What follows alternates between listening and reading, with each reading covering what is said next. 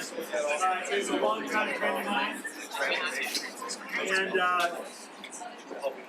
Vikas is someone I like to introduce him as someone who takes my money at poker. Well, it's been a while since he's done that. Longtime member of the Boulder startup community. Vikas and his then co-founder Jeff were part of the Techstars class of 2008 with a company called Occipital that you got to go back to 2008 to know exactly what they were doing, but they were figuring out a lot of technology that you could do off of smartphones and especially cameras. Very interested in the visual aspect, which is going to relate to what Vikas is talking about tonight. Has been just a fantastic friend of Silicon Flatirons over the years. I don't know what number outing this is, but we should have some sort of jacket. Yeah, I feel like I should get a trophy. Repeat jackets. Also is someone who's always, I was proposing like software tinker, someone who's always playing with ideas. Please help me welcome Vikas Reddy. I'm going to try to, I'm usually pretty long-winded, so I'm going to try to power through. So if I speak too quickly, feel free to ask questions in the question section. So I'll skip, founded Red Laser and then Occipital, pretty much all in the computer vision, mobile computing space. So everything from like barcode scanning, which was like all you could do in the early days of the iPhone, to 3D capture, and we even worked on some hardware at Occipital. So first I'll start with, how many people here have seen The Mandalorian? Okay, awesome. So to me, one of the most amazing things I learned after watching that show later was that all the episodes of that show, here, I'll just play a quick clip here, were created on this 10,000 square foot light stage. Game engine So instead of, I'll just pause it here. So this is one of the most incredible things that I'd seen, like after going through a bunch of different startup ideas. I'd left Occipital in 2020 and was thinking through 6 different ideas, but this was one that captured my eye, which is that they shot every single episode on the same physical stage. And they had thousands, hundreds of GPUs rendering across all these screens. They had all these actors that were in the middle of them, and the director and the camera person was able to see what the final footage was going to look like as they were moving around. And just seeing this was just inspired, thinking it was pretty clear to me that this is the future of how a lot of video content gets made. And so one of the most interesting aspects of this is it requires a lot of technology and dollars, expertise, and equipment. And so what they were doing there required things like expensive cameras, really nice GPUs, and expensive computers, high-end cameras, and working knowledge of things like Unreal Engine, which is a game engine that is one of the most advanced ones right now. And so this is how, one of the problems that the sort of problem space that I started Lightwist around was, how can we take this idea of using a combination of game engines and real video content, or just real emotions from real people, and bring that to the millions of creators out there that don't have access to the equipment, the dollars, or the space, or frankly, even the expertise to create this type of content. So can we give like a YouTuber access to some of the same technology that Industrial Light and Magic used on The Mandalorian? And so, I'm just going to talk quickly through our approach to this problem. So, basically, with Lightwist, we're working on as a way. It basically lets you stream and record video in a photorealistic virtual studio with just a browser and a webcam. So, trying to take all these different pieces that are required and crunch it down to a super simple interface, and for way lower dollars and overhead. So here's like just an example. I actually did this show this morning. It was like a live streamed a bit, and then we're actually gonna post it on Thursday. So this is Will Smith. He's not that Will Smith from formerly at Tesla.com. He had a show called The Food Show. But yeah, so I was recording this from my crappy basement office in Boulder. Phil, my co-host, was in San Francisco, and then Will was calling in from I think Pacifica in California. So I'll just play a quick clip here. Get a little space elevator for myself. Hey, all right, well, welcome to the Lightwist Show, where we spotlight the most exciting builders and creators in virtual production, computer vision, and spatial computing. I'm Vikas Reddy, founder of Lightwist. And I'm Phil Nelson, the co-host with the co-most, the second banana who is second to none. Much more fun. inside the fandom zone here, but it's very cool. Yeah. You're trapped in Yeah, the screen for now, but yeah, maybe if we have you on next time, we'll have you. So anyway, yeah, I'll skip past. I won't make you guys watch the whole show. Although you can follow us on YouTube, Light Twist on YouTube if you want to subscribe. So yeah, we're doing that show just to kind of dog food our own technology. So we're doing that as a weekly show. So yeah, just wanted to talk through some of the things that we pulled together, and really just wanted to acknowledge first that we're basically getting to stand on the shoulders of a lot of other amazing technological achievements over the last 5 to 10 years. So as you know, these are the three sort of like technology trends that we're relying on at Occipital, or at Light Twist, I should say.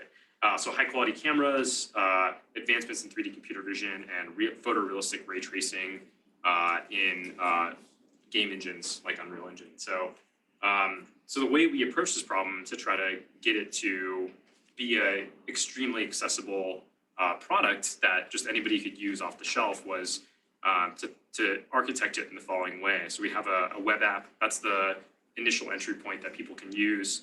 It runs in the browser. You don't need much compute. You can use an iPhone app instead of a webcam to like have higher quality video. It's basically better than these days than almost any DSLR out there. We have a computer vision server, and so that's taking all this streaming data and then running things like segmentation, so separating you from the background without a green screen. We've started experimenting with body and face tracking. So if you wanted to control an avatar instead of using yourself in the video, and then audio visual sync. So maintaining a really accurate timestamps. And then the last part is this rendering server. So all this data is, we separated the computer vision side takes a lot of compute, and the rendering takes a lot of compute. And so one of the things that we did was separate those so that we could let each sort of be the best thing it can be. And then, yeah, this is just wanted to show off a couple Hey of friends, Vikas here with Light Twist. So yeah, this is the virtual studio in the Light Twist macOS app. lower I wanted the to give you a quick audio on this walkthrough one. of how to help you work But anyway, this is like showing off the segmentation. So one of the things that we were able to do is take an algorithm that already existed and fine tune it. So here, so one of the things that's most, typically with like segmentation algorithms, you're often there's issues around things like hair and fine details, but we were able to take some of the state of the art in this area using deep learning and tune it to run in real time on both potentially locally, but also in the cloud. Another thing that's there are cases where like having a green screen is useful, and so again we used we're relying on deep learning, a deep learning based algorithm that makes it possible to use just like a not very nice green screen. So green screens are notoriously hard to set up if you want to do it really well. So this is one of the things that we did. I'll sort of skip this one a little bit. And lastly, this is another thing where we haven't sort of pushed this into the app yet, but using an iPhone and 4K video to capture not only the facial markers of a person, but also their body skeleton pose. And you know, I should caveat this and say, like, we didn't build all this from scratch. Like, a lot of this was just doing smart engineering to pull together a lot of existing pieces in just a way that we could deliver to customers. And then lastly, yeah, the one of those things that was mind blowing to me was that we get to rely on is Unreal Engine, and this is like, to me, it's mind blowing that this is just like real time game graphics, which it's hard to tell that this isn't just a real video except for the purple orb in the middle there. So yeah, I mean, I think, yeah, just wanted to, I'll keep it quick and just stop there. But basically to summarize, like we wanted to bring this technology, this technology of virtual production, sort of like giving the technology of the Mandalorian to everyday creators. And we tried to figure out the right delivery mechanism to do that. We actually iterated through a bunch of different approaches, but landed on this idea of just a webcam and an iPhone as the input, and then pushing all the compute and the sort of hard processing to the server side. So yeah, I'll stop there. I don't know if that was over on time, but yeah. Yeah. Holy cow, congratulations. I'll start a question and we'll just open it up. How are you going to make money? Oh yeah, good question, sorry. So we've started charging, so we're experimenting with different pricing, but monthly charging, for our early customers, we're looking at on the order of $300 to $500 a month, because we're positioning as a replacement for the physical studio and a videographer. But we'll probably have like a freemium version, like $100-ish a month version, and then like a more expensive tier. So we're starting with like the more premium customers early on. But honestly, I don't know. Long term, we'll see. We just started this company recently, so. Questions? Yeah. How hard is it to get licensing from Apple to use stuff such as their AR capabilities and make physical products that work with that as well? Licensing to use their AR stuff, there's not really there's default licensing if you build an app. So if you build an app for iOS, there's sort of built-in licensing that they give you, but there's not really any. It's very low overhead. You just need a developer license, which costs like $100 or so. Good question too. Yeah, the audio and video was not synced. How close are you to having that all synced up? In which one? In the show video or the? The two videos we saw, one of you by yourself and the show video both. Oh, okay, yeah. It might. I don't know if there's a lag between here and there, but it should be synced on the actual video. Like in the actual. I don't know if there's a lag in audio between my laptop and the there. Yeah, but that's something we spent the last like 3 weeks on, so hopefully it's good now. But yeah, it took a lot of effort to get this sync. Part of it was building we built our own custom plugin for Unreal Engine to take in the video and audio data, it buffers it and tries to does a bunch of just pretty minimal processing to try to line up the audio samples with video samples at the time of like playback in Unreal Engine. Since that's what we're using for rendering and then also for audio. Yeah. Real quick, just curious about how big is your coding team to put this together? It's pretty small right now. It's just so it's 2 engineers, and then I'm sort of playing part engineer, part everything else. So 50-50. And totally distributed team as well as that's the financing so far has been distributed too. That's right. Yeah, that's been it's new with this company. Is my previous company previous companies we had like offices but yeah, now it's fully distributed. So I have people in one person in Zurich, one person in Canada, 2 people in California, and then just in Boulder. So yeah. Do you require a LiDAR camera in the setup, or can it work with any webcam? Any webcam now, yeah. So it's actually, but that is something we want to.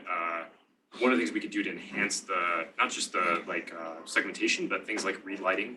So read lighting used in the virtual scene, and even the segmentation itself could be enhanced with using depth sensing. But right now, like some of the state-of-the-art segmentation algorithms, they actually are. It's pretty mind-blowing to me because like it works without that. Yeah. And secondly, on that slide where you have the 2 other compute functions, are those done locally or are those done by you? This here? Yes. These are done. So everything is done remotely. So the computer vision server and the rendering server currently, those are all on the cloud side. And then the web app is, the back end is on the server side, but it's just a JavaScript app essentially running in the front end. And then we do have a native iPhone app, but that's just doing mostly video encoding. We might have it do some of the body tracking and face tracking stuff there, just to kind of offload some compute. So, because in terms of the trajectory of Light Twist, if you have success, I've got something like YouTube in mind. In that at the outset, all right, YouTube, content creators putting stuff out there, really not a competitor to ABC or HBO type content. But you wake up in 2022 and it's moved from down market to up market to the point where it's a notable powerhouse in the area. Is that kind of how you see this in terms of we'll start from down market in terms of early users of Light Twist, but how far away are you from being able to compete with technologies that are top of the market today? Yeah, there's definitely so I'd say like the trend that's happened over the last 5 to 10 years in YouTube is if you look at some of the top end creators, their production budgets and their production quality are starting to bump up. Like some of the top end creators are spending probably on the order of some lower end Netflix shows in terms of their budgets even per episode. And at the same time, there's content that's going on to things like Netflix where the budget per episode is closer to like that YouTube budget. So I think it's going to be this continuum. And so there's the way I see this, not just us, but all this technology is there's a lot of technology in different companies that are going to enable these content creators that are indie content creators, small teams to put on like shows like you could do a sports center. You could create like an amazing animated series with with 1,000th of the budget of a show on Netflix today. And then at the same time, there's also this trend of companies starting to create more and more video content for engaging their audiences. So for a variety of reasons, but it's probably that's sort of downstream of video becoming a bigger medium out in the world. So at least that's what those are the two trends I'm betting on. So I could be wrong, but yeah, we'll see. This is so much fun, and I loved hearing about it. Thank you for sharing. Please help me introduce you.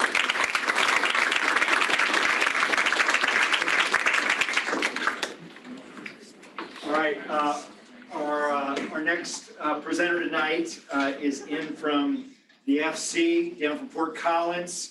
And we were just talking, Jen and I were, this was an idea as of 5 or so years ago that was early in her mind. She paid a visit to the law school and we were talking about it downstairs. And holy cow, it's fun to see what you. I cornered you. I was happy to be cornered. Yeah. Really fun to see where Jen has taken this company. By way of background, 15 years in corporate America, which provided firsthand experience, but also some bad experiences as well, out of which this grew. In particular, some issues around parental leave and pregnancy discrimination. And that gave rise to a better way to do leave in the workplace. Please help me welcome Jen Henderson from Tilt. Thanks, Jen. I'm so excited to be talking to you all. I'm in the middle of raising and investors are literally sucking the life out of me. So thank you for not being investors and just having a real authentic conversation. Thanks for the intro, Brad. You don't know this, but because of my conversation with you and the legal complexities of the work that we do, I hired a COO who's a labor and employment attorney. So thanks for that. She's a game changer. Well, before you say thank you, it's been a good hire. All right, I'm glad it wasn't that one. Couldn't do it without her. Couldn't do it without her. So I feel really honored to be in this group in particular. I have so many connections to you all. Rachel Anderson, DCVF alum, worked for us for a while we had her. A lot of love for her and happy to see her over with Dan now.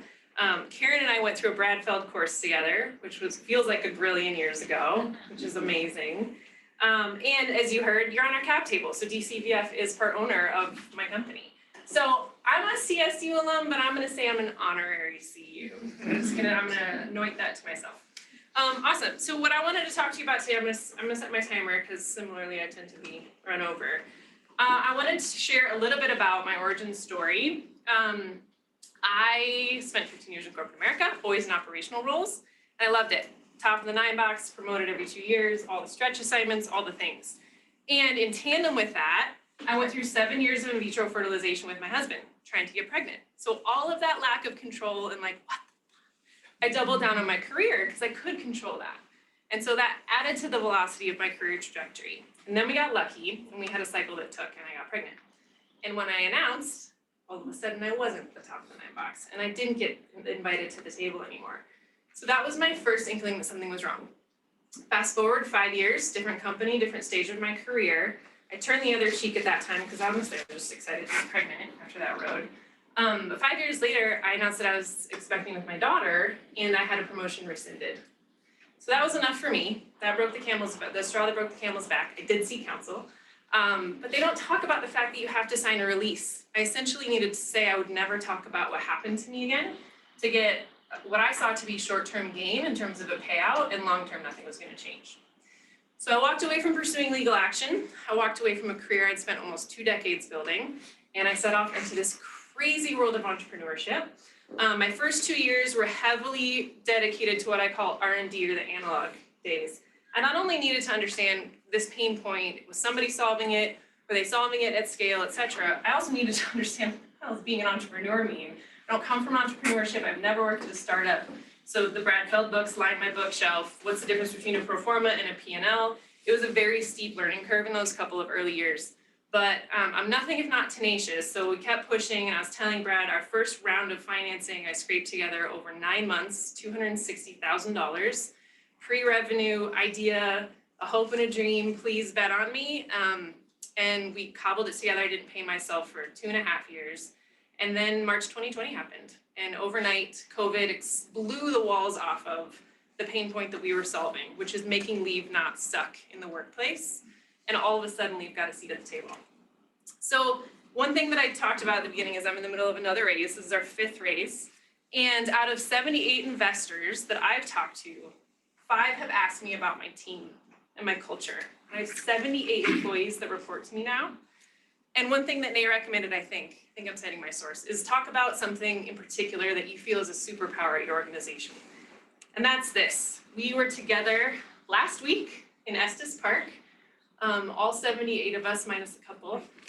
And it was the most electrifying, surreal, amazing experience of what culture does to an organization and how mind-blowing it is to me that 78 VCs representing every blue chip firm you've heard of don't ask about this, right? Like, this is my superpower. We are building a beautiful product. Please don't ask me what language. I'm not a technical founder, so I don't know. Beautiful product solving a real pain point, but we will win our market because of these humans. And this doesn't just happen. One example that is really near and dear to my heart is we did this activity at the retreat called Good Vibe Jars.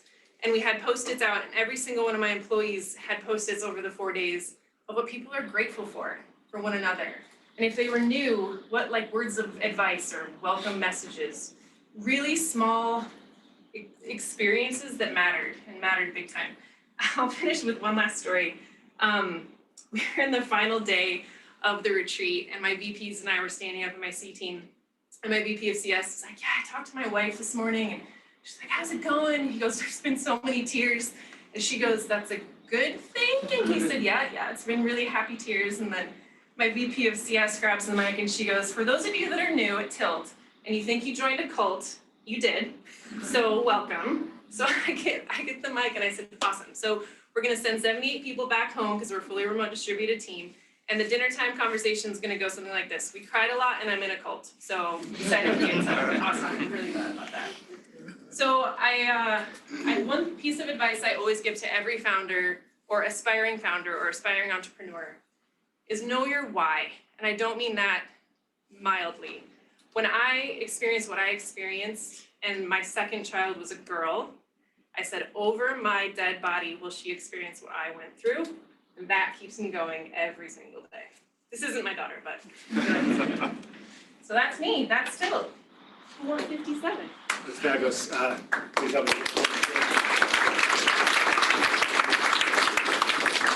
Jen, as we open it up, give us some flavor for how do you make leave better? A company buys your software. How do things get better? Yeah, so one of the things that my hypothesis was in the early days is let's institutionalize and create a system that is consistent for every single person going on a leave. Perfect for technology, right? There are so many different components of a leave of absence. How is your pay going to get computed? How much time do you get? What job protection, et cetera? It's truly a rules engine. So what we do is we insert or ingest all of that disparate information for a specific leave, like where you're based, what company you work for, what kind of leave you're going on, and you get a custom leave plan in the technology. So it's systematized, it's consistent, and it keeps our companies legally sound and gives our employees a great experience. Are you guys, do you have revenues at this point? Oh yeah. Yeah. Yeah, we'll crest over 5 million in ARR this year. Yeah. That's pretty cool. And in terms of target customers, what's turned out to be the sweet spot so far, and what are you looking for? 200 to 2,000 is what my VP of sales says in terms of employee population size. We just signed our largest deal of 5,000 employees and $250,000. So we're swimming upstream. Yeah, congratulations. Questions? Yeah. How did you build your kind of people strategy, and what are some tactics that you use? I leaned on my background. So because I come from operations and I've built, developed, hired, and fired teams for almost 2 decades, that was what I knew I could bring in terms of a superpower. And I surrounded myself with people that I don't have that expertise. The labor and employment attorney, my CTO, my VP of CS has 2 decades of customer success experience. One really key piece of advice that I got was no matter how big you get, hold on to what fills you up and lights you up. And that team that you saw, I'll never let that go. So it's a non-answer to your question because there's no silver bullet, but just knowing where your flow and strength is really critical. So how does your product prevent what happened to you from happening to other people? Yeah, it's a good question. So we put managers through the program. They get their own leave plan in exactly lockstep as the employee. What happened to me was my managers were very inappropriate in the pregnancy discrimination, et cetera. And what happens is if you leave it up to the manager to decide what they do or don't know about the law, what they do or don't know about their own implicit or explicit bias around a leave, you're completely wide open to that type of discrimination. So by going through this system and going through the technology, they can educate themselves on their own time. They can dig into what's changed in the leave of absence landscape since I last did a leave. And at the end of the day, there's still asshole managers out there. We can't prevent that, but we can do our best to systematize the process. Yeah.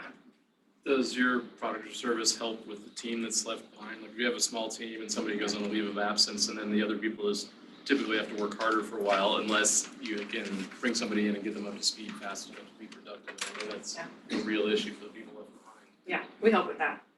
Every company is unique and role is unique, but yeah, there's ways. Yeah. Do you find that companies, like I come from a bigger tech company, do you find that companies are reluctant to use your software, and if so, why? I would say the most common balking is price. So this is technically a new line item for most of the companies that we sign with. But in terms of, do people think that this will increase the leave occurrence? No. 12 states have passed paid leave legislation, 20 more have it on the ballot right now. So the complexity around being legally compliant just continues to rise. So there's a very strong impetus to signing. We've never met one HR manager who loves leave, not one. They hate what we do, so that's good for us. Yeah. How big is the problem? How much do compliance violations cost? $500,000 out of the gate, and that's conservative. So then you're seeing a whole lot more complexity, and typically it errs on the side of the employee. So this is where, when you have a ruling around, and I'm talking a little bit out of turn because it's not my domain, but we do present the numbers in terms of risk to you if you step out of compliance with this, and it's pretty demonstrative and it adds up fast. Who are the big competitors in this space that you're going up against? Our two closest are called Sparrow and Cocoon. They're based out of SF. Similar stage, similar techness. The legacy players are our big whales that we are going after. So Larkin, you get a lot of disability providers that bolt on leave support, and it's gross. It's a 1-800 number, and it's really cold. It's not what the employee experience of today is requiring. And then spreadsheets. Our competitors are spreadsheets too. Yeah. Yeah. It's interesting. I hadn't quite grokked the compliance aspect of this, and that there's a flow chart sort of aspect of that world. And, you know, in this area, there's been some super successful companies along those lines. Ship Compliant was doing compliance for moving alcohol across state lines. And currently there's a company in town called Poppins that does compliance for people who employ nannies. And I want to make sure that they're in that. It's a super interesting play. It's definitely the pointy end of the spear for us and what gets contracts signed. At the early days, I thought altruism and being a good human would get it. We hope you not get sued. So sign here. Last question. Yeah. What are there other product areas that or like other similar compliance areas that you're thinking about expanding to, or do you feel like you're just gonna stay focused on the one? Or how do you sort of decide to either way? Yeah. Oh no, we have to have the how we'll take over the world story for these investors, right?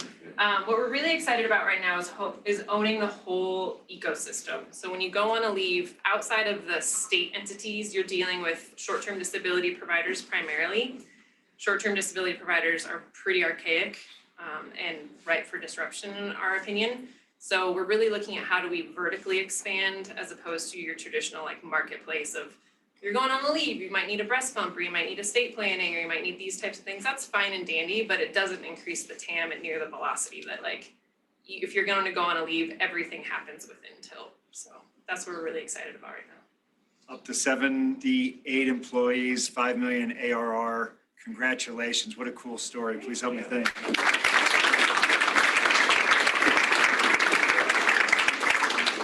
All right, our next presenter, Ken, come on up, has 20 years of software architecture experience. Among the things he's been involved with, co-design interactive classroom training for, I like this, the C-5 cargo plane, Air Force flight crews, among other things, is the founder and CEO of Wildflower Education, which enhances engagement and academic performance in college classrooms like this one. I also want to give a shout out to our Startup Summer program. Great to have you here, as well as, I don't know how many of you have met Alicia Sepulveda. Alicia and I have spent the last year working super closely, surveying and cataloging what's going on with respect to innovation entrepreneurship across the CU system. So if you want to know what's going on in the Springs, you want to know what's going on at CU Denver, Anschutz, Boulder, at this moment in her head, Alicia probably knows more about that than anybody in the world. And it was such a joy. And she is now part of the team at Wildflower with Ken. With that, Ken, welcome. Take it away. Turn it over to Joey here. Joey, take it away. All right, perfect. So last semester I took a finance course that was difficult to say the least. The main course subject was calculus. I've never been good at that ever. So it was a real struggle. Towards the end of the course, we were assigned a massive group project and I had a huge issue on my hands. I couldn't get in touch with any of my group mates. I tried emailing, going to the professor, none of that worked. Finally, I had to do the entire group project on my own, and 9 hours later, after doing the whole thing by myself, I got it done. But in that moment, I felt frustrated, exhausted, overwhelmed, and worried. If I didn't pass this class, I don't graduate my undergraduate degree. I don't get it on time. So I would find out later that I'm not alone in this issue. Over the summer, I joined Wildflower as an intern, and on literally my first day, we participated in CU's Research to Market course. After conducting dozens of customer discovery interviews with students and professors alike, we found that classroom engagement is very hard to come by. Communication and collaboration between students on group projects is increasingly difficult, and professors and students just overall feel burnt out and overworked. We think we have a solution. Wildflower Education is a mobile app created to solve the problem that Joey experienced along with many other students.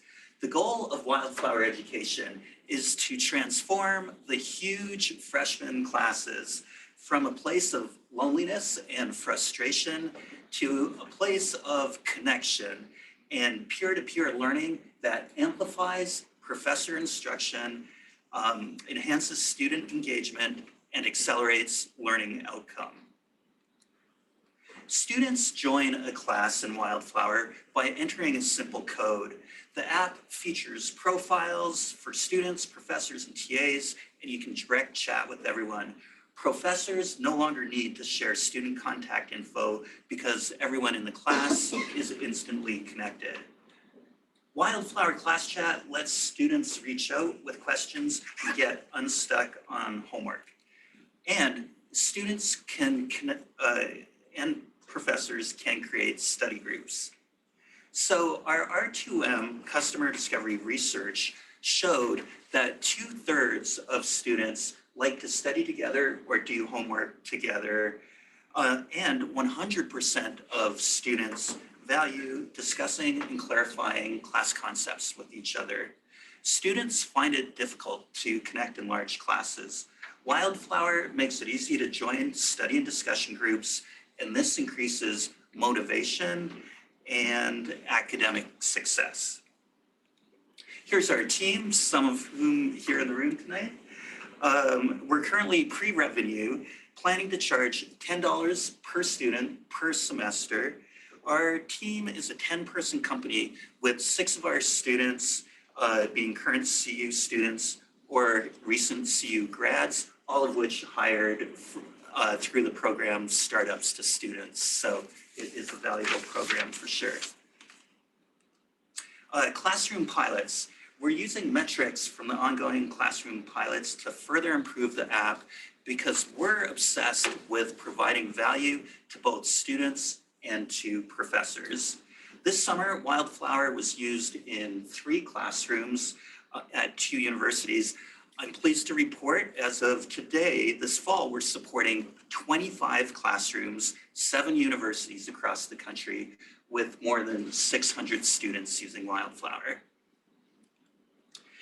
And we're seeing the most student engagement actually when the professor participates in Wildflower along with the students, asking thoughtful discussion questions once or twice a week in the class chat.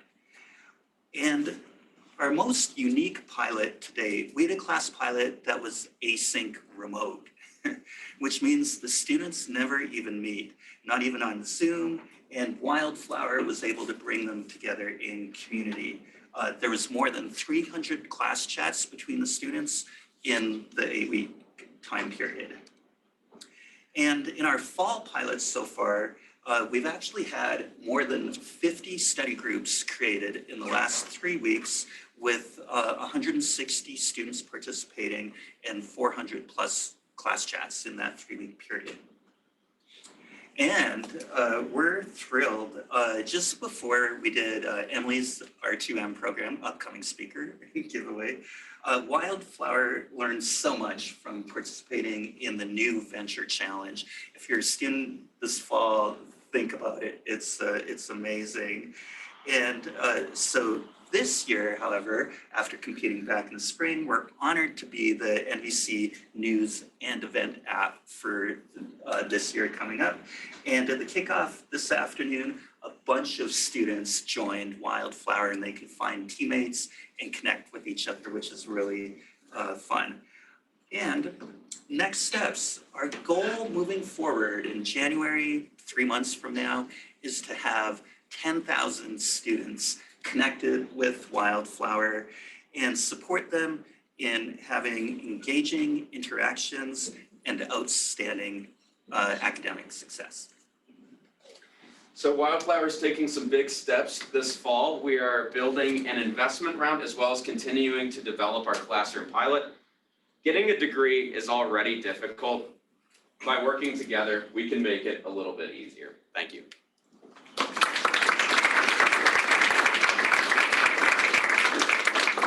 Great, let's open up for questions. I'll take the first one, which is, I totally get the problem, right? In terms of engagement, especially a large class, the importance of making it feel small. I think personalized education is clearly where higher ed is going. What hypotheses do you have about, and here's how we are going to crack that problem, and what elements do you think of the software are going to be? This is really, why how students are going to be able to find meaningful interaction and really have more signal than noise on it. Yeah, great question, Brad. And such a pleasure to be here, by the way. Yeah, so what we're out to create is an academic network. And what is an academic network made of? It's made of the pupils, professors, students, TA, the communication between them. So we cover that. But a key part of the network is the relationships between people. We know in business, it's the relationship that matters. LinkedIn has $8 billion in annual revenue. And so how do you create the relationships in a classroom? What you need to do is move from 150-person group size to collaborative learning. Small groups, 3 to 5 people, where they meet weekly or whatever frequency the group wants, and then builds those relationships. And it's those relationships that help with engagement and motivation and the peer-to-peer learning that goes on, academic success. So Wildflower, making the formation of study groups, team projects, lab groups easy, is what achieves those goals. Other questions? Let's start here and work our way around. Madeline. So one thing that kind of popped into mind as I was listening to your presentation was kind of the concern about academic integrity. It seems like the platform could also potentially be used for students to cheat or something like that. So I was curious if professors are concerned about that, and how you're working to address that potential problem. Yeah, that is a great question. As soon as you have large-scale communication, there is the potential for abuse of that. And we've actually seen that at CU. Every one of our 7 interns has been either directly caught up in a Groupme cheating scandal or known somebody who, even though they were innocent, was almost harshly punished just for starting in Groupme at the start of the semester. So the steps we're doing to take that on is having the professor right there in the class chat. We think just that presence is going to reduce cheating. And then also, generally the study groups are going to be a place for the students, but they'll be aware that the professor can access them if they would like to, like having administrative rights. So we're creating Wildflower as a collaborative academic learning tool, a partnership between students and professors, and it's actually safer for the student to use Wildflower than Groupme, where anything could happen. Yeah, just like a quick add-on, for anybody that doesn't know Groupme cheating scandals, what that refers to is essentially Groupme, the messaging app. You'll have these giant class group chats for like 200-person classes, and somebody will usually drop exam answers or some other thing just in the chat. Then professors won't really know who used them, so a lot of times they have to resort to like group punishment techniques, which usually don't actually hold up because you can't punish everybody, or it just completely goes unpunished, and then the person who studied 20 hours for the final gets the same grade as somebody who didn't, just because they can't really do anything about it. And that's happened to 2 people I know who are on track to get summa cum laude, so great students. They got caught up in that stuff just because they were in the chat. Good, thanks. Yeah, I was curious, what do you think the number one feature is of Wildflower that would compete with something like Canvas, like existing solutions that are more kind of messaging based? So Canvas we found through our customer discovery interviews also, and we'll try to build out with further customer discovery. Essentially, it's like a learning management software. So most students use Canvas to turn in their assignments, see their calendar, all that stuff. From the student side, almost nobody uses it to actually message people, because you have their school email and that's about it. So let's say you get a group project, you're already gonna have probably their school email, but it doesn't really create, fluid communication. So right now, that's one of the niches we're really seeing to explore, where we can like set ourselves apart from Canvas. We're not trying to become a system where you like turn in your paper through Wildflower. Is your ultimate goal to be adopted by a university or is it more of like a student to student software? Yeah, our goal is to be adopted by college departments and potentially entire universities as well. One of the nice things is the event features. If you download the app from the App Store or Google Play, even before you join once you join a CU class, you'll see the NVC events. And so we see adoption is going professor by professor. Students can also bring the app to a classroom, but a department like Leads or Arts and Science adopting Wildflower would make sense to have that unified platform. All right, I know we've got some additional questions. I'm gonna ask that if you'll indulge us, we'll take them offline afterwards with Ken and Joey. So just for those keeping track at home, CU connections include, Joey came through our startup summer program. R2M, you're gonna be hearing from Emily here, New Venture Challenge, startup to students, among other connections. We've got a lot invested in rooting for you on. I hope this is a huge success. Please help me thank Ken.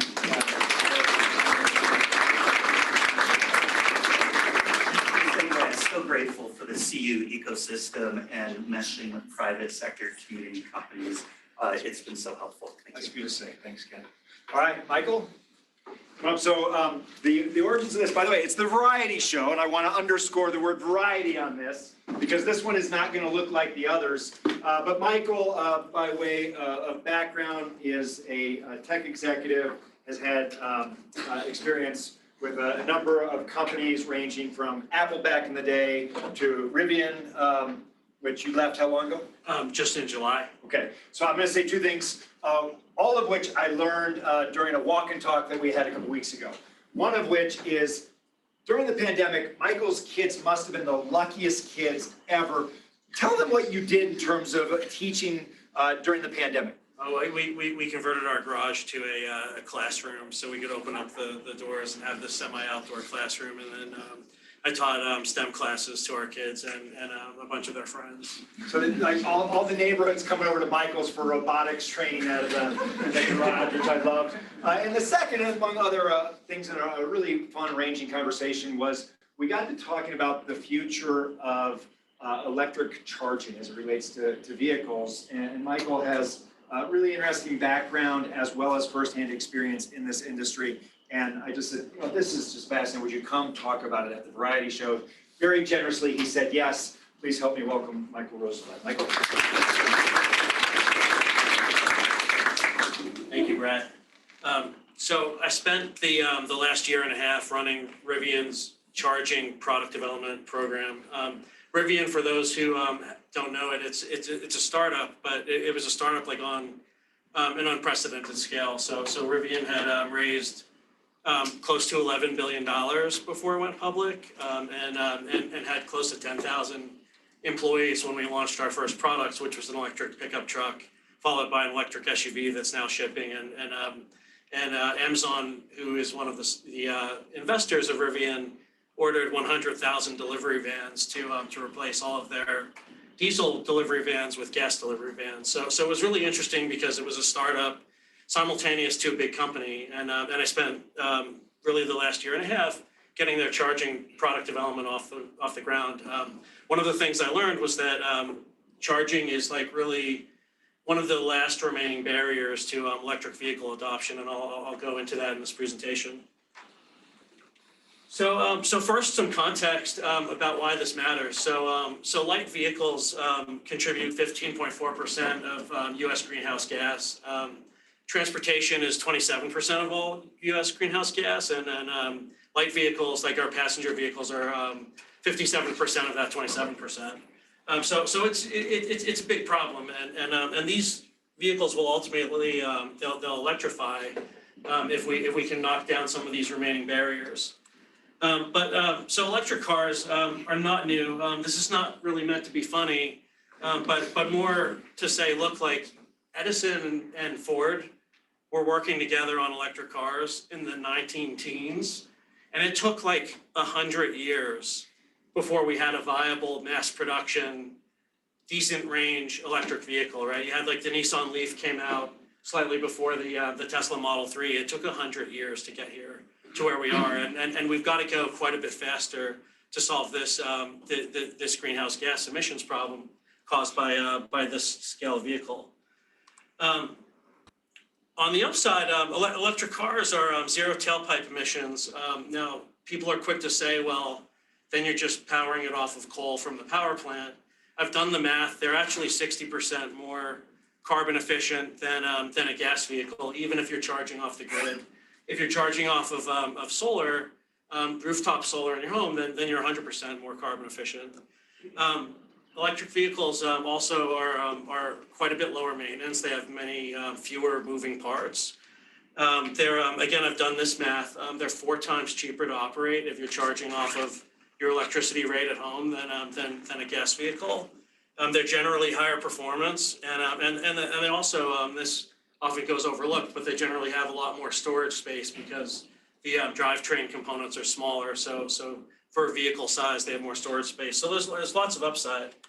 On the downside, why doesn't everybody have an EV now? So they do cost more. It's about like $5,000 to $8,000 is generally like when you can compare model to model for an EV. But that's basically neutralized by the federal tax credit. So there's a $7,500 tax credit that's applicable to most electric vehicles. Some of that has changed recently with the Inflation Reduction Act, but it still applies to a lot of the vehicles out there. So they're more expensive, but not really after the tax credit. People are concerned with range, but actually even the lowest range electric vehicles still outperform what people need in a day, which is generally less than 60 miles round trip. Charging, though, has limited locations and there's a lot of complexity there. We're going to get into that. Another reason why not everybody has an EV is cars last an average of 11.5 years on the road, and that is actually increasing over time as cars become more reliable. And there just weren't that many EV options 11 years ago. And then the last point is just some people just love gas engines, but this, like I say this to be coy, like some people also like records, and that's a thing, and gas engines will always be a thing, but it's going to become increasingly niche over the next 10 to 15 years. This presentation's on charging, so we'll focus on the charging challenges. So the EV charging problem, it's really four problems. So one is it's actually quite a bit complicated. People who have Teslas, Tesla makes it easy with a very nice but closed ecosystem. If you don't have a Tesla, then it's quite complicated. You've probably lived through some of the things I'm going to talk about. If you have a non-Tesla EV, charging speed is a thing, right? You can't charge as fast as you can fuel a car. There's not enough chargers. And then what we called the driveway inequity problem. We'll get into that. So it's a bit complicated. Like there's a bunch of different connectors in this chart. And I grabbed it off this website linked below. It shows the different connectors around the world in different places. And what I circled in the red is actually what we have in the US. Some of these CHAdeMO connectors that were popular in Japan got to the US through Nissan Leafs. Nissan thought that would catch on in the US. They were wrong. And they're phasing it out. But it adds to the number of connectors the chargers need to support. So there's a bunch of different connectors. There's also, if you haven't got an EV, this will be new, but there's different levels of charging. So like level 1 charging is charging off a standard outlet that doesn't give you that much range per hour, but the chargers are cheap. Level 2 is what you'd have installed by an electrician in your garage, and then the charge points like we have in front of this building here, and the charge point chargers around in a lot of locations. So that's 240 volts. They're medium priced. The fast chargers are really the closest thing to a gas pump, and those are quite expensive, like in the range of like $50,000 per charge connector. They can charge the car pretty fast though. In 30 minutes, depending on the fast charger, and this is one of the problems. There's a lot of variance. 50 to 350 miles every 30 minutes of charge. So still not as close as gas, which gets me to the next slide. So Rivian had this charging claim. We could charge 140 miles of range in 20 minutes. That varies based on what your EV can accept and the speed of the charger, which adds to some of this complexity. But if you fuel a mid-sized gas-powered SUV, you can charge 350 miles, or charge, right, 350 miles in like 3 minutes, which if you do the math, that's like 17 times faster. So that's still a thing. And also, and this is, I think, more important, performance when you're fueling with gas is relatively consistent from pump to pump, where some chargers are like 50 kilowatts, some are 350 kilowatts. That's a 7x difference in performance. So the complexity thing is there's a lot to know. There's a lot to think about when you're charging an EV. There's also just not enough chargers. So there's, I think this is a 2020 number, 145,000 gas stations in the US. There are about 6,000 fast chargers in the US by comparison. And the medium speed chargers, there's more, but it's still in the range of like 20,000. So there's actually quite a bit of a gap between gas stations and chargers. But in an ideal world, everybody would just charge at home. The problem is that ideal world doesn't exist because not everybody has a driveway or a garage to install a medium speed charger in. So one of the things that's lacking is like we need better options for multi-unit residential scenarios and also no parking scenarios like in urban places where you're forced to park on the street. One example is charging at work, right? You can solve that through charging at work, but that doesn't work for everybody either. So how do we solve EV charging? And so it basically breaks down into like there's two things that we can work on. That there's both policy there's policy advances and startups working on it. So one is, let's make these level 2 medium speed chargers. So that's basically an overnight charger. Let's make them totally ubiquitous at home and at work, to support normal daily use. So like you drive 60 miles on a day, you'll charge overnight, or you charge even in a few hours with a medium speed charger, the level 2 charger. Where policy comes into the equation here is building codes, and I linked an article here from Broomfield. Broomfield's actually started to incorporate charging requirements in multi-unit dwelling building codes very recently, like this is from August. And capital expense incentives, so there are tax incentives for installing chargers at your home, but there's also larger tax incentives for installing chargers at your business. You can get, I think it was up to like a $30,000 rebate if you install chargers at your business. I mentioned ChargePoint, which is a big company, but still very much in growth mode, is really innovating, and they've put chargers in schools and businesses. They're working on multi-unit dwellings and no parking scenarios in more and more urban areas. And then one company that we found when we did some competitive analysis at Rivian, Emporia, is actually in Littleton, Colorado, and they were really interesting. They actually have one of the best-selling medium-speed level 2 chargers on Amazon now, and they just happen to be in Littleton. But I underscore, like, there's really not enough innovation here. Like there really needs to be like more startups trying to solve the multi-unit dwelling and urban charging scenarios. And then the fast charging, we really need like that is what you want in a road trip where like because if you can charge at home or work, that takes care of your daily use. But the fast charging, you really want to charge as fast as possible and keep going if you're on a road trip.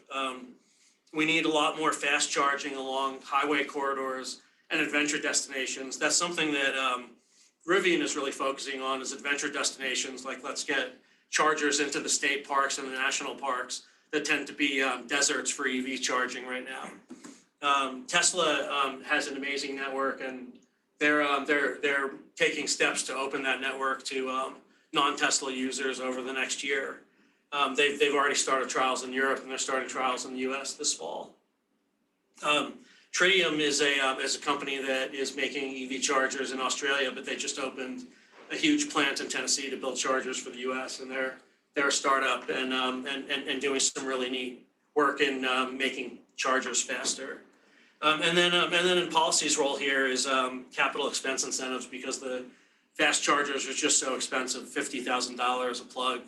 And so the bipartisan infrastructure bill has actually allocated $5 billion to build EV fast chargers along highway corridors. And so policy makers are stepping up, and startups are stepping up. But this is really like the problem with EV adoption, because as I mentioned earlier, like the cars are getting cheap enough, the range is getting good enough. There's just not enough charging solutions at home, work, and out on the highway corridors for road trips.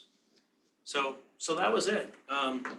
I put the presentation on Google Drive if anybody wanted to follow up on those references. So. Please help me give a warm thank you. When he generously agreed to do this, I knew that 5 minutes probably would not fit. Let's take one question, and then we'll take this offline, but you can see by the phones how much interest there is. Who has a question that you'd like to ask? So there's been talk about charging vehicles and then the vehicles acting as a reservoir that can feed back into the grid. Is that getting any closer yet? Yeah, absolutely. So Ford has a product now that they've just introduced that will do, it's called bidirectional charging. And you can actually power your house off of your car. And I think ultimately utilities will work with that solution to get that power into the grid as well. Like there already utilities are doing that with stationary batteries like Tesla Powerwalls. There's a number of startups that have bidirectional chargers in development now. So I think like 3 to 5 years from now we'll see probably at least half a dozen products.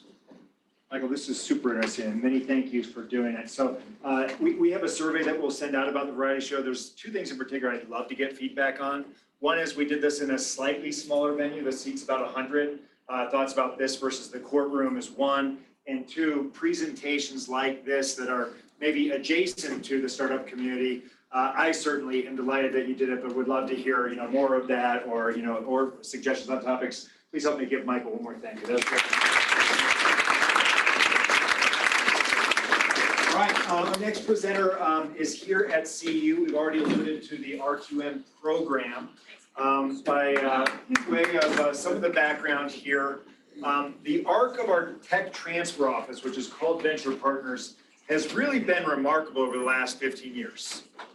I think it's fair to say that for CU Technologies 15 years ago, the predominant way of monetizing that intellectual property would have been to license it from CU's tech transfer office, usually to a mid-size or large company, and get the money off the licensing revenues, okay?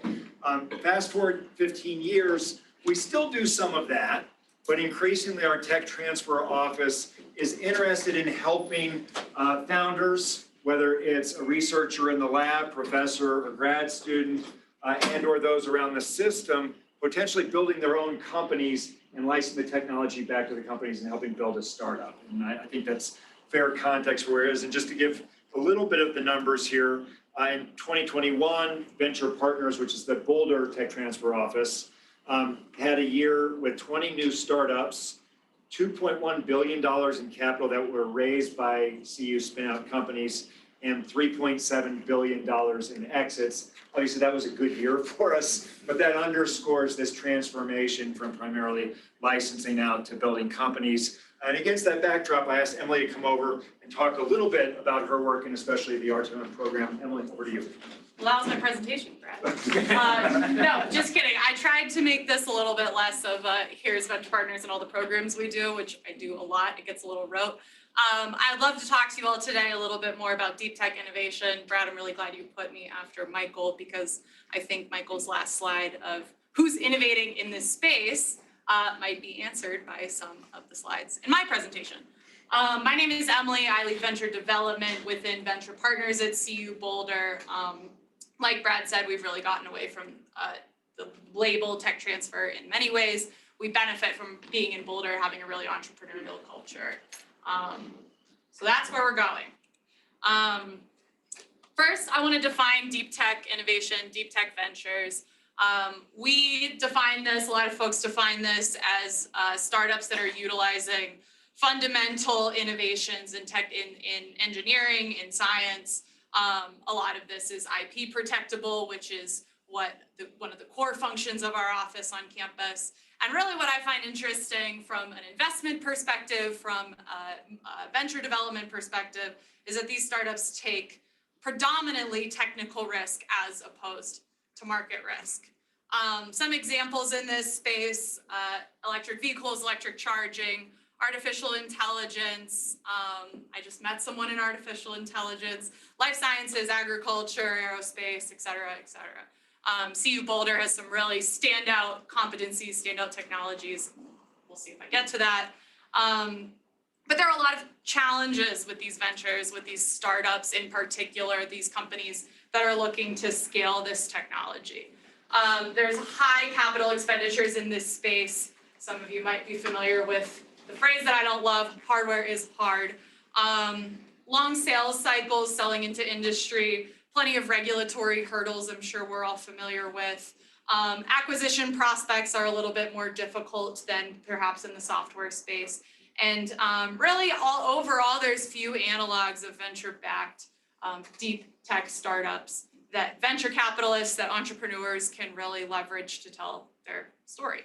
To the optimistic side, from an investor perspective, I'll just go through this briefly. There's a lot of opportunities in deep tech, and we've seen more and more early stage deep tech venture capital funds looking to capitalize these startups. There's a really great opportunity in terms of maybe a contrarian viewpoint in venture capital. Not a lot of folks, again, in the venture capital space are going after these deep tech startups. Hardware is hard. So there's a great contrarian opportunity here. There's an opportunity for diversification. These companies are not selling to end consumers. They're selling into the aerospace industries, defense industries, telecom. I went through this previous slide. There's really an opportunity to sell into diverse industries, diverse markets. There's an early value to be gained, and I say that in saying that a lot of these deep tech ventures are predominantly taking technology risk of proving out their technology, as opposed to a market risk. We heard from Michael the Rivian example of Amazon put in a contract for 100,000 delivery vehicles before the consumer product went to market. That's right. Huge contract before a consumer product. And lastly, my favorite, this has a fantastic opportunity for impact. These are the moonshot companies that are changing what our society looks like. These are the companies that build bricks out of algae to innovate in our cement industry. These are the companies that are making meatless meat out of mycelium, tackling the climate effects of cows. These are the drug discovery targets, finding opportunities for COVID, for unsolvable diseases. And these are the companies that are helping mitigate climate risk through methane leaks to oil and gas. All of these are CU Boulder startups. The National Science Foundation is really interested in this work as well. A lot of what they do with our taxpayer money goes to deep tech innovation. And they recognize the role that colleges and universities uniquely play in commercializing this innovation, in getting that impact out to the world. In comes CU Boulder and Venture Partners is CU Boulder. Our office, like Brad mentioned, helps protect the IP coming out of the university and commercializes that into industry. And we do this through, well, I'll skip that slide because you already beat me to it. We have a really great impact and some great outcomes here at CU Boulder.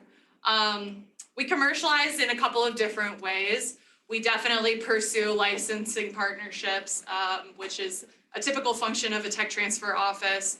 We do this through patenting intellectual property coming out of our labs at CU Boulder. We also work with UCCS, Colorado Springs, and Denver.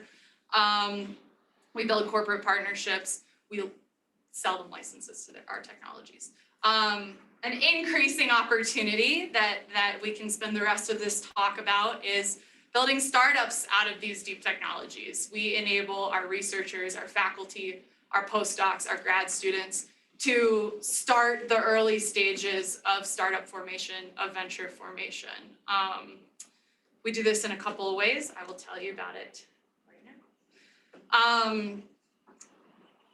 There's some core building blocks for starting any company, I think especially a deep tech startup. The cutting edge idea we have world-class research. We are a tier 1 research institution in terms of funding. We have some really, really cool things going on our campus. What a lot of our technologists need help on are the following things. There's a market need. Ken so kindly mentioned our research to market program, which is one of our I-Core programs that help our researchers in kind of a scientific method, hypothesis-driven way, talk to customers, understand the needs of the market, understand the ecosystem of a beachhead they might be selling into, the value proposition of a technology, et cetera. There's I-Core there. We also have other opportunities for proof of concept funding, early commercialization funding. We have a deep tech accelerator that works with our teams while they are still on campus to build their business foundations, legal team, product, sales, marketing, fundraising, finance. We also have pitch events and a newly formed venture fund investing in CU Boulder startups. Emily, can I interject just for a second, just to underscore the support on the build a company side? Didn't exist 10 years ago. None of these things existed. So in terms of this pipeline, all of this is relatively speaking new in terms of putting energy into that side of it. At the October 10th variety show, Sally Hatcher, who's one of the managing directors for Buff Gold Ventures, is going to be here. Thanks. That's a great shout out. I'll leave this slide up. This is our programming. I know I'm over time. I will just say we also benefit from being in the Colorado entrepreneurial startup ecosystem, which I love dearly. With that, I will, I think, conclude If anyone has any questions about venture partners, about the awesome technologies coming out of our university, let me know. Round of applause. Let's take a couple questions before we go to Tanya. One or two companies, I know that you've got a lot that you probably like. Here's a company to watch in the area that came out of this process. I highlighted a few that I'm particularly interested in our climate problems. Meaty you can find at Boulder's Bird Call, and Sprouts as of a few weeks ago, they just raised $150 million to continue manufacturing. They make whole fiber chicken and steak out of mycelium, so the roots of mushrooms. And so that gets into, if we back this up, what lab did this come out of at CU? Off the top of my head, I can't think of the faculty, but it's a CU lab. They went through our I-Core programming. They went through about 15 different potential markets, did not start anywhere near meatless meat, but liked mushrooms. Yeah. So I know there's an entrepreneur in residence program at the Atlas Institute, and I think a few of the other programs. Do you guys hook into those programs as well, or is that kind of separate? Yeah, so we work across departments. We have some companies from the Atlas. We have a company from the Atlas Institute going through our I-Core program right now. We do also bring in entrepreneurs in residence, and we have a really strong mentor base to support our teams, either as future C-suite executives or in these early business stages. Because if you're not like in like a lab or like a grad student at CU, like, do people in the community, is there some way for them to engage, even if they're not like directly part of CU right now? Yeah, on some levels, Ken went through our I-Core program. It's a universally, recognized curriculum. It's the Lean Startup methodology, a business model canvas, if any of you all have taken entrepreneurial programming. And it really encourages talking to customers. So we open that up to the community, and I love working with those folks. Our office does predominantly handle university IP, so we narrow it down a bit. Emily, one final point that was interesting in the R2M, the research to market program that you're leading now, companies from CU, what other universities are involved in the program that's here? Yeah, thank you, actually. In the last year, CU Boulder has joined an NSF-supported hub for I-Core. I-Core is a nationally recognized program. The NSF uses it to de-risk a lot of their grant funding that they give to these deep tech startups or deep tech companies. We are in a hub with other universities across the West. We lead it alongside USC, Southern California, and UCLA. We also partner with Colorado School of Mines, and as of this week, Colorado State, University of Utah, University of New Mexico, Cal State, or Caltech, and Riverside. So that's been a really fun kind of interstate, Intermountain West and California collaboration to scale this programming. The NSF, like I said, is really fundamentally invested not only in funding basic research, but in commercializing that research to benefit our society. That's great. Okay. Please help me give one thank you.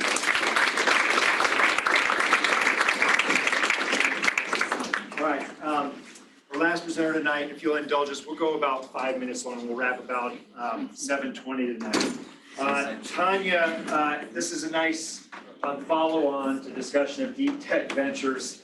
We were talking a little bit before. So super serious background, inventor on 20 plus patent filings, brings deep expertise in genome engineering, DNA foundry, workflows, automation. Notice I have to read this because I can't memorize this stuff, as well as engineering novel endonucleosis. Endonuclease. Yes, that for CRISPR-based editing.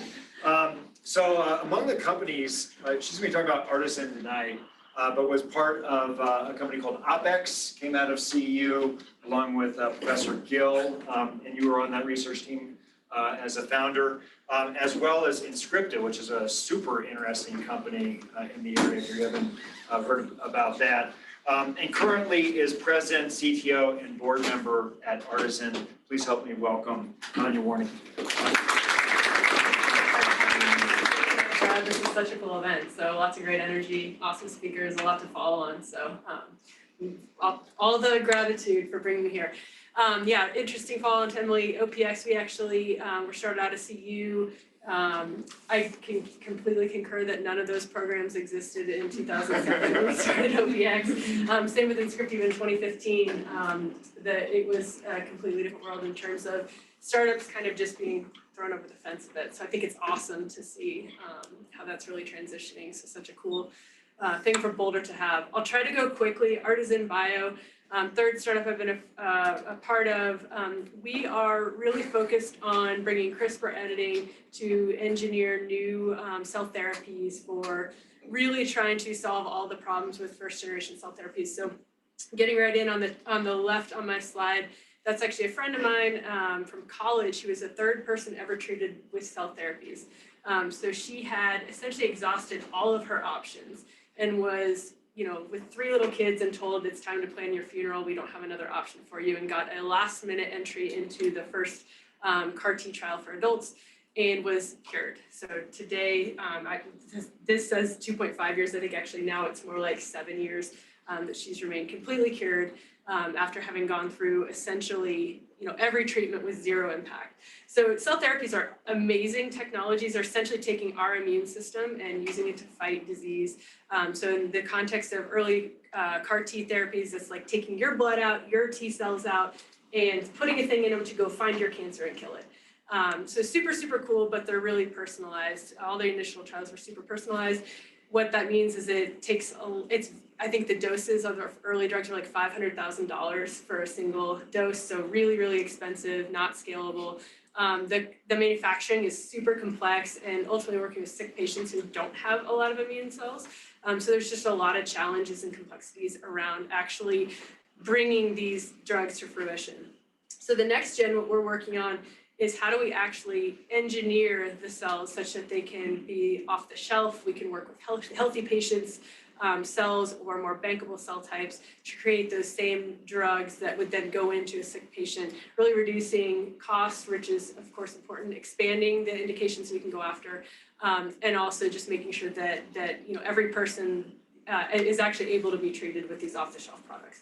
So that's kind of what this schematic is showing is first gen, you just put something in a cell. Now we're knocking all these things out and all these genes out and putting all these things in to make these drugs better. So Artisan Thesis is, while we're a bio company, we're kind of ultimately following some of the same trends we've heard about tonight, some of the tech companies. Innovation, these exponentially advancing technologies really are touching biology now more than ever. So we think a lot about Moore's Law and how that applies to more the classical tech companies. The same philosophies are happening in biology. So we see DNA synthesis, DNA sequencing are both advancing faster than Moore's Law. What that means is every single year we sequence more DNA than we've sequenced in the history of the field combined ever before it. So that's really exciting. And some of the companies that I've been a part of on the top left were really taking advantage of DNA synthesis and DNA sequencing and really starting to expand our capabilities from so the y-axis is really looking at that technical capability. Unfortunately, we were limited to a subset of markets that were ultimately had less of an impact in terms of the therapeutic side of things. In Scripta, we were doing things like making 10,000 edits, leveraging DNA synthesis and sequencing, but only in systems that were microbial based, which are really more important for R&D systems, some sustainability work as well, but really hadn't really been enabled in the more therapeutic side of things. So that's where Artisan comes in, is with CRISPR really coming online and allowing us to now write DNA in any organism. We can start to take DNA synthesis and take DNA sequencing to start building these much more advanced cell therapies. And that's really what we're showing here is bridging where we've seen really big market impacts in the area of CAR T, but bridging those with technology impacts is really the focus of Artisan. Okay, so similar to Jen, she teed me up nicely, took a bit of a different approach in terms of thinking about what Artisan does that's unique. Having been a part of a few startups before, I completely concur with her. The culture is everything. That the team you work with is everything, and it's really easy in a startup to just get really busy and lose track of that. Get your head down, focus on performance, and build a toxic culture. And that's really what we really have spent a ton of time on at Artisan.